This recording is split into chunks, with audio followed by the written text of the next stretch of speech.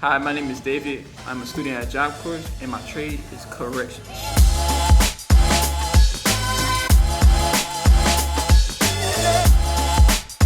If you were thinking about coming to Job Corps, they pay you, and everything else is free. So you get a bi-weekly allowance, and also they give out extra incentives like cash incentives, free food.